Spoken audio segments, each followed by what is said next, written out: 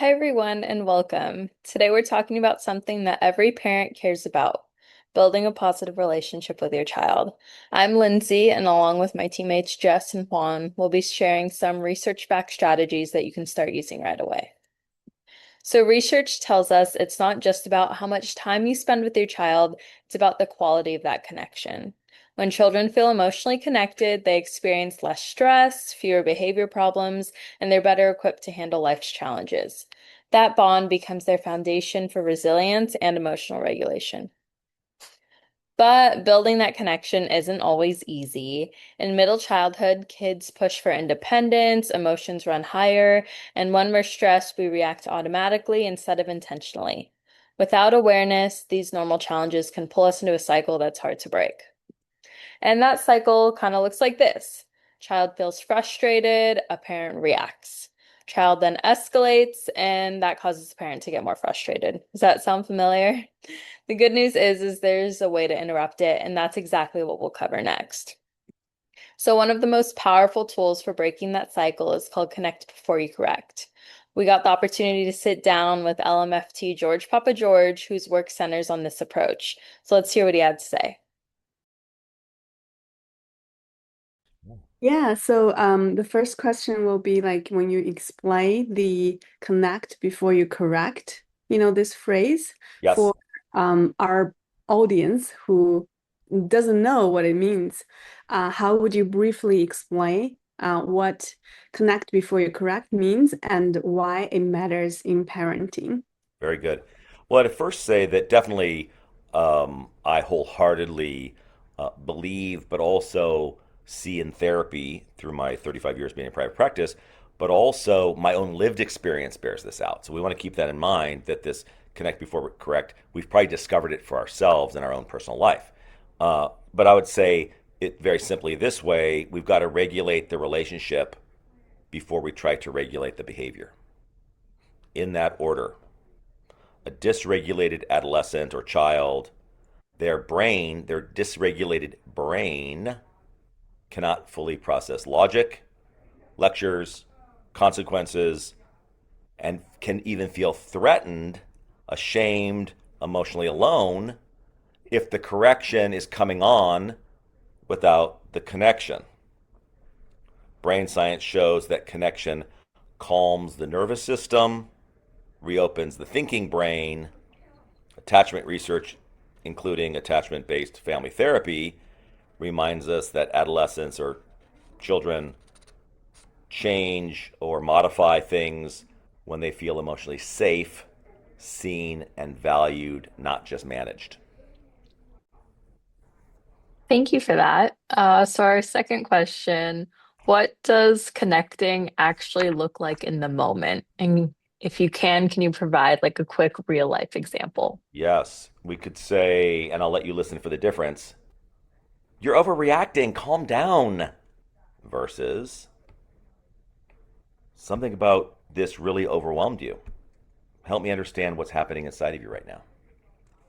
Or a response helps, and we could even say react versus respond. So hopefully, I just modeled a parent reaction versus a parent response. We could also see dismissing of the emotional life versus tuning into the emotional life. That attunement, what I call the stethoscope that listens to the heartbeat, not just the facts and figures, or tuning in, not just tuning into the behavior, but tuning into the emotional layer. That response helps lower threat in the child's brain and communicates you're not alone in this. There, we have to model what it is we would ever hope to see in them. We model connection, they return with connection. Not only does that connection help their brain, but then it helps them process mentally so that what they're responding with isn't defensive or attacking or deflecting. We might even say practical parenting mentality, don't immediately ask, how do I stop the behavior? First, ask, what pain, fear, shame, or need might this behavior be expressing? The behavior may be loud, but the attachment need underneath is usually quieter. So the thoughtful parent would then have a communication style hey, there's a lot going on right now. Tell me what you're feeling. Or it seems like you're overwhelmed. Can you tell me what's going on right now? Or, wow, hey, if and I'm a big believer in parents owning their part. Hey, if I came across too strong or if I came across critical, hey, I just want to make amends for that. I just really want to know what's going on inside of you. Mm. Thank you for that. That example was really nice because saying you're overreacting is more like, I have an emotional bid for you and I just got rejected. Yep. Whereas the latter is more like, oh, Oh, you don't quite get it, but I appreciate you trying to understand me. I love, right, totally. I love how you said that, by the way. I'd give you extra credit for that. Well done. But we could throw one more word in there because you modeled it, and that's curiosity. Mm, So it's like, ooh, do I go criticism, correction?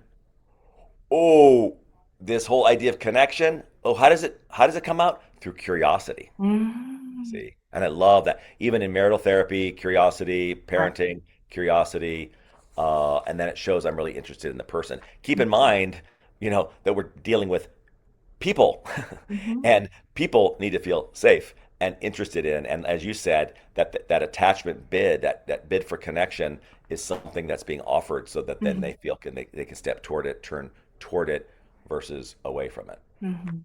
Hi, everyone, and welcome. Today we're talking. Understanding the importance of connection is one thing, but parents also need practical ways to apply it consistently in everyday interactions. One intervention that directly builds these skills is Incredible Years. Incredible Years is an evidence-based, group-based parenting intervention for children aged 0 to 12. It's also one of the most widely researched parenting programs in the world. Parents learn through video modeling, discussion, and role play activities focused on strengthening emotional connection, positive parenting skills, and effective discipline. At its core, Incredible Years is built on the idea that connection and emotional attunement create the foundation that makes correction more effective. Incredible Years is backed by 14 independent randomized control trials across multiple countries. Research consistently shows improvements not only in reductions in disruptive behavior, but also in parenting quality, emotional security, and children's pro-social behaviors. This is important because it suggests the intervention is improving overall emotional and interpersonal functioning, not simply reducing negative behaviors. Connect before you correct sounds simple in theory, but in real life, it can be difficult. When children are yelling, refusing, or pushing limits, it's easy to move straight into correction. But connection requires the ability to pause, to notice what is happening inside ourselves before reacting to our child.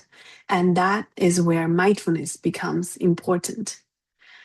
So, the definition of mindfulness is paying attention to the present moment with openness and without judgment.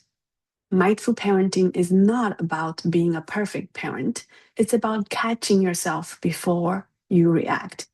It's about noticing your child's emotion underneath their behaviors.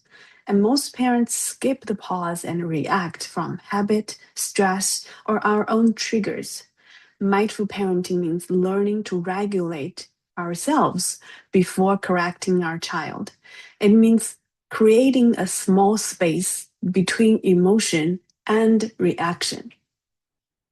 So there are some daily mindfulness practice you can do, including slow, deep breathing. Inhale, count to 4 seconds. Exhale, counts to 6 seconds. Or do a body scan to relax your muscles. Or use stop as a reminder for yourself to stop, take a breath, observe, and then proceed mindfully. Research suggests that emotionally regulated parents are more likely to build secure and supportive relationships with their children. Mindfulness also brings self compassion. Many parents are incredibly hard on themselves. Parenting means juggling multiple responsibilities, sacrificing our own needs, making mistakes, and trying again every single day. So, mindfulness reminds us that we deserve compassion too. So, as we wrap up, here are some things we're hoping you take with you. Connection is foundational to your child's emotional development. Mindfulness gives you that pause to respond with intention rather than impulse. Emotional safety always comes before teaching, and it doesn't have to be complicated. Simple daily moments matter most. As the saying goes, children may forget what we say, but they remember how relationships feel. So start small, stay consistent, and know that every moment of connection counts. You've got this.